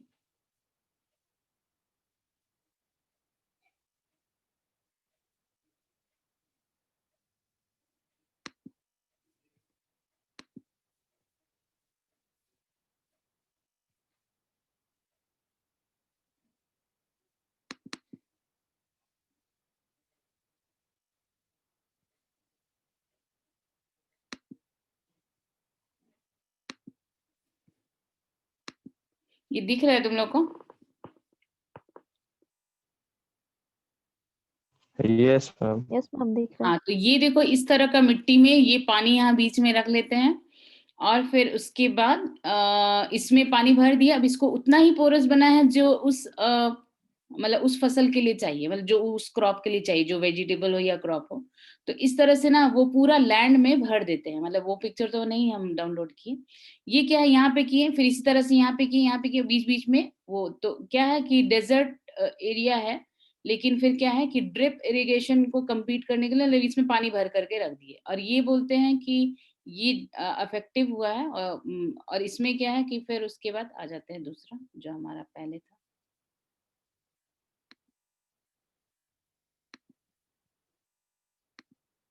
तो इसमें क्या है कि बहुत इफेक्टिव हुआ है और देखा गया है कि मतलब ये जो मतलब ये कैसे बनाते हैं, तो ये तो जैसे कि मिट्टी का हम लोग बर्तन जैसे बनाते हैं उसी तरह से है। मतलब 750 से 800 डिग्री सेल्सियस में पका करके और इस तरह से बनाते हैं। तो इसमें एक यूरोपियन संस्थान है जो कि वो बोला है कि इस तरह का इरिगेशन के लिए हम टेक्निकल असिस्टेंस भी देंगे, एक्सपर्ट भी देंगे। मतलब सॉरी, आईआईटी जोधपुर क्या है, यूरोपियन संस्थान को टेक्निकल असिस्टेंस दे रही है और ये करिए। और इस वेसल का मैन्युफैक्चरिंग का काम कर रही है यूरोपियन संस्थान। ठीक है, तो इस तरह से वेजिटेबल्स और फ्रूट्स का फार्मिंग वहां पे अच्छे से हो पा रहा है। ठीक है, यही न्यूज़ था, मतलब इनोवेटिव है तो इस तरह का। अब आते हैं, ये एक है मैनमेड वेटलैंड्स। ठीक है, ये एक मैनमेड वेटलैंड बनाया गया। ये कहाँ, किस लिए, तो ट्रीट वेस्ट वाटर। हम लोग हमेशा ये देखते हैं कि यमुना में, गंगा में, मतलब जो भी हो, जो अनट्रीटेड सीवेज है जिसके कारण वो उसका पानी पोल्यूटेड रहता है और वही यमुना का पानी गंगा में मिलता है। तो हम लोग नमामि गंगे वो सब चल ही रहे हैं। तो एक इनिशिएटिव लिया लिया है दिल्ली में। ठीक है, कालिंदी कॉलोनी में। ठीक है, ये यूनिक एक्सपेरिमेंट है। ठीक है, कहाँ पे, तो साउथ दिल्ली बायोडाइवर्सिटी पार्क में। और ये इसको डेवलप कौन किया है, दिल्ली डेवलपमेंट अथॉरिटी। ठीक है, ये करीब 200 हेक्टेयर्स लैंड में, मतलब एक कॉलोनी है कालिंदी कॉलोनी, वहाँ पे दिल्ली यूनिवर्सिटी के प्रोफेसर है CR बाबू। वो 11 मतलब वेटलैंड्स, ठीक है, कंस्ट्रक्ट करवाए। तो इसमें है क्या है, इस ये कैसे काम करता है कि ये जो वेटलैंड है इसमें बुलडोजर्स और प्लांट्स का यूज किए। मतलब पहले बुलडोजर्स है रखे हुए हैं और फिर प्लांट्स लगे हुए हैं। ठीक है, तो कैसे काम करता है वो हम बता दें। मतलब ये फिर ये देख लेना कि कैसे वो, मतलब कितना रिवाइव हो रहा है और ये नहीं। तो ये कैसे काम करता है, पानी को क्या करते हैं, पानी जो ड्रेन से जो पानी आता है उसको क्या करते हैं, उसको पहले मतलब ड्रेन्स जो है वो सॉलिड मटेरियल को पहले वायर मेस और वो एटमॉस्फेरिक ऑक्सीजन डिजोल्व करने के लिए वो बुलडोजर से गुजारते हैं। ठीक है, बुलडोजर से जाए अगर गुजरेगा वो पानी, तो जो सॉलिड वेस्ट है वो तो रुकता चला जाएगा। ठीक है, और क्या है कि जैसे अगर बुलडोजर से और बीच से पानी जा रहा है, मैम बोल्डर से वो। Sorry boulders, sorry sorry sorry boulders, sorry boulders. ठीक है, बोल्डर्स एंड प्लांट्स। तो बोल्डर्स क्या है, बोल्डर्स अगर रखे हुए रहेंगे तो उससे अगर पानी गुजरेगा तो वो तो क्या है कि उसमें एक तो वो फेन टाइप का होने लगेगा। ठीक है, और जो सॉलिड मटेरियल्स है वो रुकने लगेंगे, मतलब बहुत पास होने के बाद वो रुकने लगेंगे। और वो जो क्या बोलेंगे, फेन टाइप का जो हो रहा है, बबल्स जो उसमें क्रिएट हो रहा है, तो वो क्या करेगा कि उसमें जो ऑक्सीजन कंटेंट है वो ज्यादा उसमें आएगा। ठीक है, ये एक साइंटिफिक थॉट है, ये ऑक्सीजन ज्यादा आएगा। यही रीजन है कि जो झरना से जो पानी गिरता है ना, वो जो पहाड़ों से जो झरना से, उसमें ऑक्सीजन कंटेंट बहुत ज्यादा रहता है और इसीलिए बोलते हैं कि वो ज्यादा अच्छा है। तो यही इसमें भी है कि ऑक्सीजन कंटेंट उसमें ज्यादा डाला जा रहा है। अब क्या है कि वो एफ्लुएंट बह बह के बुलडोजर से गुजर के गए। फिर प्लांट्स, अब प्लांट्स का क्या काम है, तो प्लांट्स कुछ इस तरह ऐसे प्लांट्स लगा रहे हैं जो कि क्या है, हैवी मेटल्स। ठीक है, हैवी मेटल्स जो उस एफ्लुएंट में है, जो भी जा रहा है ड्रेन से, वो प्लांट क्या करेगा कि उसमें जो है जो हैवी मेटल्स है उसको वो खींच लेगा, मतलब ले लेगा। और प्लांट क्या है, प्लांट उसको अपना न्यूट्रिशन के लिए यूज करेगा। प्लांट और अपना जो न्यूट्रिशन है वो तो ग्रो करता रहेगा और अपना जो भी है वो उसको देगा। ठीक है, तो इससे क्या होगा कि एक तो ऑक्सीजन सैचुरेशन भी अच्छा हो गया वाटर का, और फिर क्या है कि उसमें जो हेवी मेटल्स हुए वो भी चले गए। तो उससे क्या हो गया, वाटर का क्वालिटी अच्छा हो गया। और अब क्या है, वो नदी में जाएंगे तो कोई प्रॉब्लम नहीं है। तो इस तरह से वो काम किया है। तो ये मतलब आर्टिफिशियल वेटलैंड बनाया है बोल्डर्स और प्लांट्स की मदद से। ठीक है, तो ये अच्छा है ये न्यूज़ पढ़ना। सारा इनोवेटिव इनोवेटिव ये इसमें कुछ-कुछ आया हुआ है। अब आते हैं डर्टी वाटर वॉर। तो ये किसके-किसके बीच है? तो ये दिल्ली और हरियाणा के बीच है। किसमें? तो यमुना जो यमुना में जो अमोनिया लेवल जो बढ़ रहा है उसके लिए। तो इसमें एक मतलब एक दूसरे को मतलब आरोप लगाने वाला भी बात है। तो ये है क्या? तो अमोनिया जो इंडस्ट्रियल एरिया से निकल रहा है, तो उसमें बहुत सारा फर्टिलाइज़र्स मतलब अमोनिया क्यों बढ़ रहा है? तो फर्टिलाइज़र्स की वजह से ये पहले ही बोल दिया कि फर्टिलाइज़र्स के लिए अमोनिया यूज़ होता है, प्लास्टिक्स, डाइज़ ये सब प्रोडक्ट की वजह से। तो ये क्या है कि ये जो सीवेज में जो आ रहा है, तो ये जो अनट्रीटेड रह जा रहा है, वो गुज़र रहा है दिल्ली से। तो जिसके कारण क्या हो रहा है कि दिल्ली ये ब्लेम कर रही है कि हमारा जो वाटर क्वालिटी है वो अ, हरियाणा से जो एफ्लुएंट्स आते हैं, अनट्रीटेड जो भी, उसकी वजह से हमारा अ, वाटर क्वालिटी खराब हुआ है। तो वही है ड्रिंकिंग वाटर जो इंडस्ट्रियल वेस्ट की वजह से जो आ रहा है वो मिल रहा है यमुना नदी में और जिसके कारण हम लोग का ड्रिंकिंग वाटर का कैपेसिटी खराब हो रहा है। इसमें और भी है कि अमोनिया का कितना होना चाहिए लेवल और उससे ज़्यादा है अमोनिया का लेवल, ये सब भी है। ये तुम लोग पढ़ लेना। तो इसमें वही है कि सॉल्यूशन क्या है? तो इसमें है कि वो वही ट्रीटमेंट करके फिर आना है, तो ये अलग ही है। अब आ जाते हैं ये छोटा-छोटा न्यूज़ है। ये जो कुटीनाड सॉरी कुटानाड ये है यहाँ पे एक मतलब पैनिक सिचुएशन आ गया है फार्मर्स के बीच में क्योंकि डक्स का मास डेथ हो रहा है ठीक है और ये अभी पता नहीं चल रहा है कि इतने सारे मतलब देखा गया है कि फार्मर्स मतलब ये बोले हैं कि करीब 10,000 जो डक्स हैं ये एक वीक में 10,000 डक्स करीब मर गए हैं ठीक है मतलब ये एक थालावाड़ी एक जगह का नाम है और पालीपड़ यहाँ पे तो इसमें क्या है कि वो उसका कॉज़ जानने के लिए उसका सैंपल भेजे हैं, तो हो सकता है अब आ गया होगा कि क्यों हो रहा है। तो पहले भी एक बार ऐसा हुआ था, जो उस समय ये पाया गया था कि बैक्टीरियल इन्फेक्शन की वजह से हुआ है। तो ये बोल रहे हैं कि हो सकता है यहाँ भी बैक्टीरियल इन्फेक्शन हुआ हो, क्योंकि फ़रवरी में एक मतलब कुछ नंबर ऑफ डक्स मरे थे कुछ और एरिया में, कोई और एरिया में। तो वहाँ पे जब सैंपल एग्ज़ामिन किया गया तो पाया गया था कि वो जो डक्स थे, वो बैक्टीरिया से इन्फेक्टेड थे जिसका नाम है रिमोरेला एनाटीपेस्टिफर, ठीक है? एक एंटी बायोटिक रेज़िस्टेंट बैक्टीरिया है जिसके कारण वो डक्स मर रहे थे। तो ये अभी सैंपल गया है, अब आगे देखते हैं आगे क्या होगा। अब आते हैं अमर्त्य सेन। अमर्त्य सेन नोबेल लॉरिएट सबको पता ही है। तो इनको लेके एक कंट्रोवर्सी हुआ है। तो कंट्रोवर्सी क्या हुआ है? तो इनका घर है शांति निकेतन में, ठीक है? मतलब हम जस्ट स्टोरी बता दे रहे हैं कि हुआ क्या है, क्या कंट्रोवर्सी है। उम, इनको ना एक लेटर लिखी है ममता बनर्जी, वो फिर बोली है कि हम मतलब आपसे सॉलिडैरिटी रखते हैं, मतलब कि मतलब जैसे आपको समझते हैं इस तरह से। तो जो आपके साथ खराब हुआ है मतलब बुरा हो रहा है इस टाइप से। तो हुआ क्या है इनका घर अमर्त्य सेन शांति निकेतन में रहते हैं।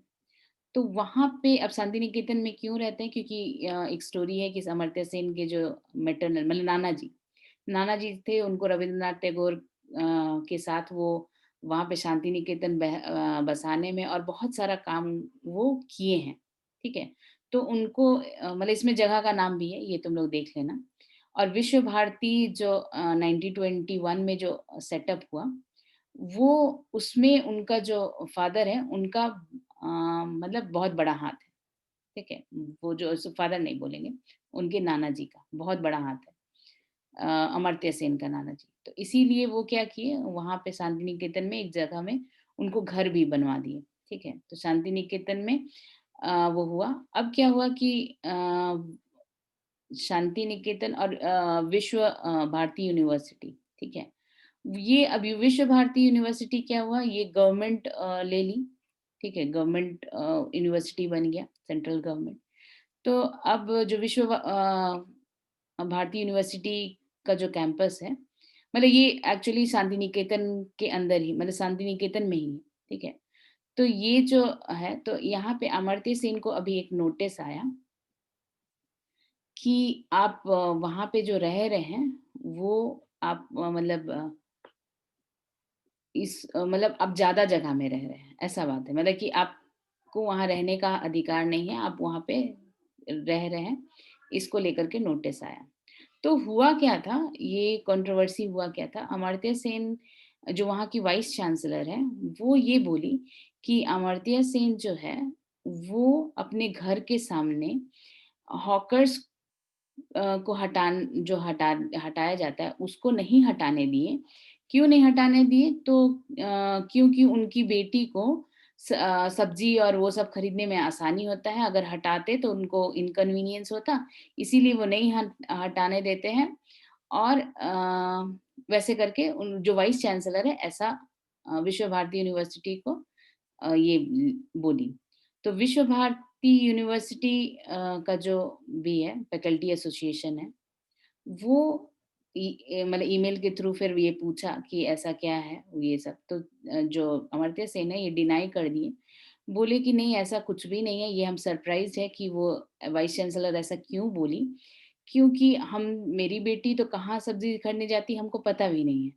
और हम ऐसा नहीं मतलब हम ऐसा क्यों करेंगे? हाँ, ये वो पता नहीं ऐसा क्यों बोली। हाँ, ये हमको पता है कि मेरी जब माँ थी, तो वो एक बार ऐसा की थी। मेरी माँ जो थी, वो जो वहाँ पे मतलब एक प्रतीची जगह है, तो वहाँ पे जो हॉकर्स का एविक्शन कर रहे थे, तो उनको वो उस समय रोकी थी।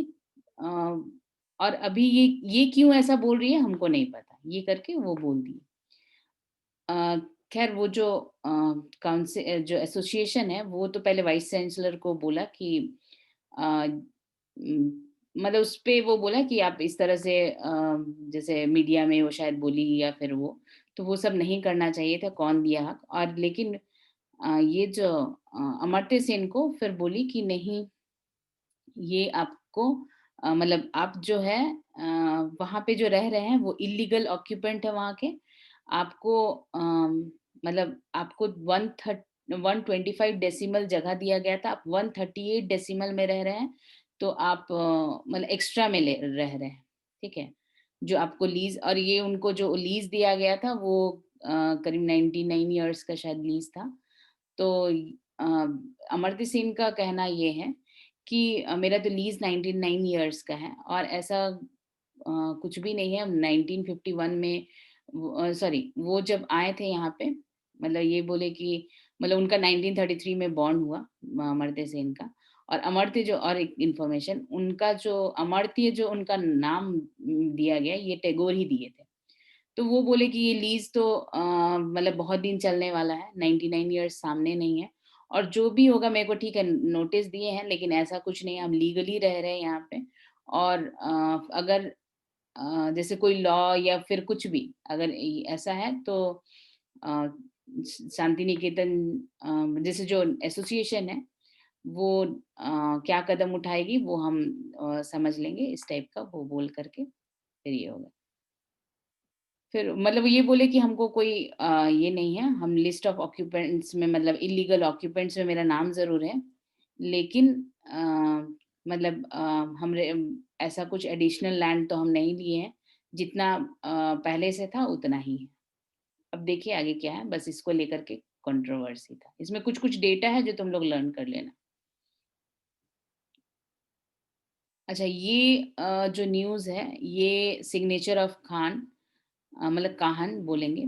तो ये आया है, ये न्यूज़ के साथ बहुत सारा चीज़ जुड़ा हुआ है। ये तुम लोग लेकिन पढ़ने के लिए, याद करने के लिए भी अच्छा है। ये क्या हुआ, ये मतलब आया ही क्यों है न्यूज़?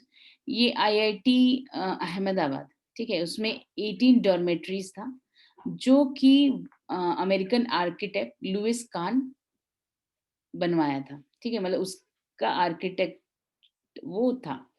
तो ये जो है 18 डॉर्मेट्रीज़ को वो मतलब हटा करके न्यू बिल्डिंग को मतलब न्यू बिल्डिंग से रिप्लेस किया जा रहा है। तो कान का जो फैमिली है वो आईआईटी अहमदाबाद अथॉरिटी को ये मतलब रिक्वेस्ट किया है कि मतलब रिकंसिडर कीजिए। वो एक मतलब मॉन्यूमेंट है जो लुइस कान के द्वारा बना हुआ है, उसको ये मत कीजिए, मतलब तो मत तोड़िए और नया बिल्डिंग मत बनाइए। तो इसको लेकर के ही ये न्यूज़ है। तो अब आता है न्यूज़ कि बहुत सारे लोग बहुत कुछ बनाए हैं। इंडिया का जो आर्किटेक्चर है, ये बहुत लोग उसका योगदान है उसमें।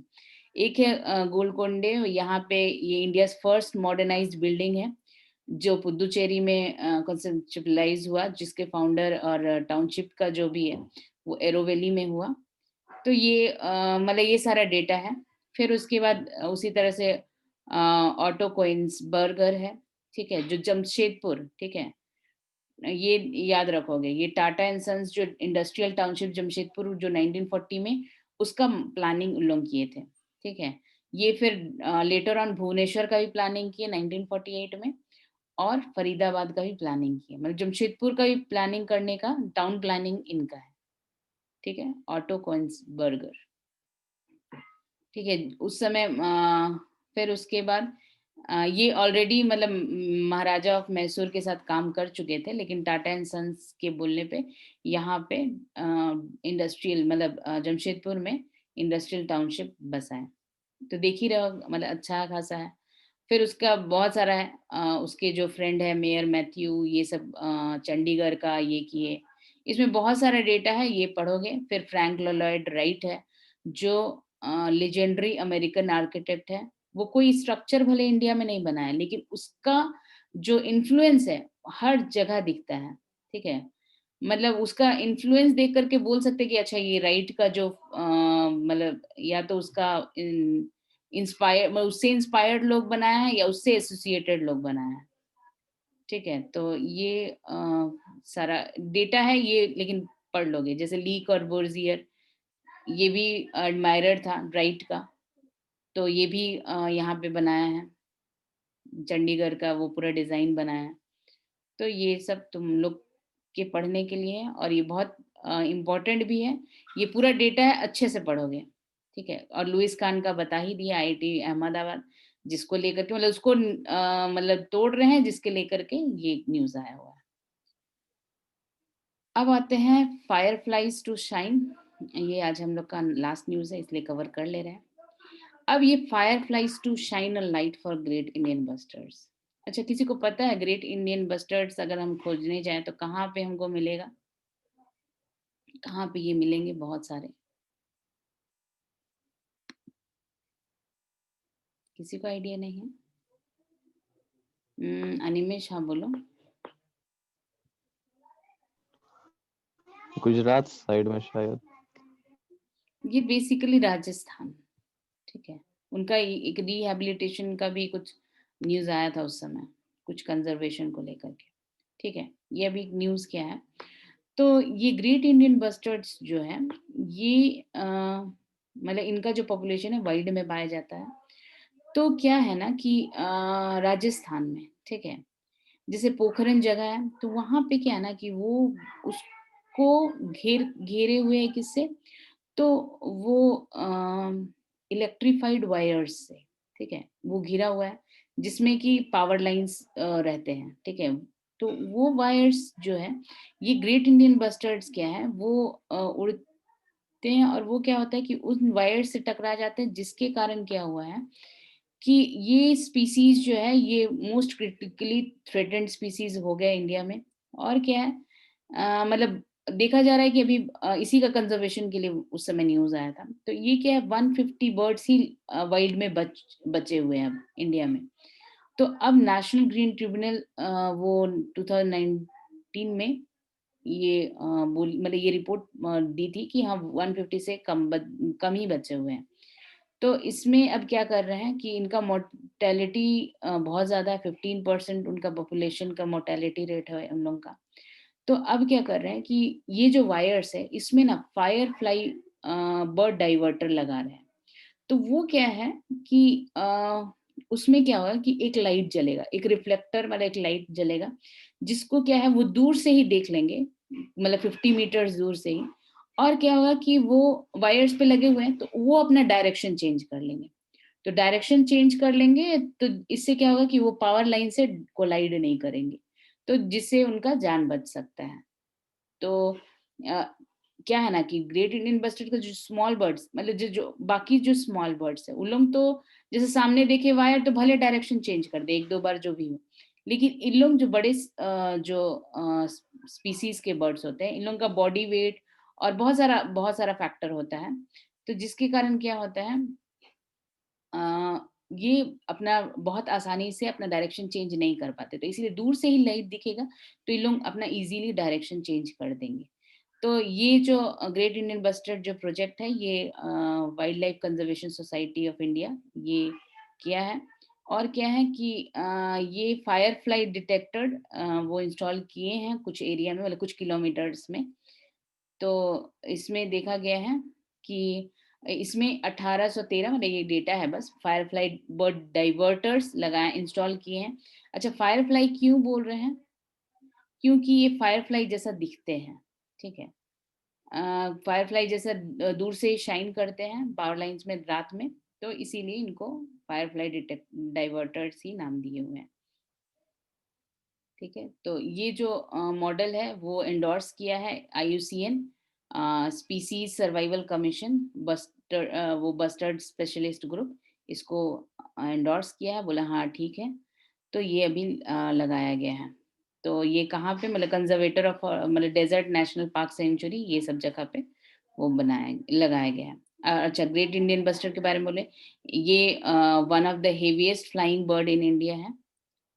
ठीक है, तो ये बोल रहे हैं कि सबसे ज्यादा इम्पैक्ट, मतलब जो मोस्ट जो इम्पैक्ट हुआ है इन लोगों पे, ये वायर्स की वजह से हुआ है। ठीक है, तो ये भी बात है। वायर्स में जैसे इलेक्ट्रोक्यूशन से नहीं, वायर्स की वजह से, तो वायर्स में अगर वो लाइट्स जले रहे तो वो अपना डायरेक्शन चेंज कर लेंगे। तो ठीक है, आज का इतना सारा न्यूज़ तो हो गया। इसमें अब आगे किसी को कोई डाउट है तो वो मेरे से पूछ सकते हैं।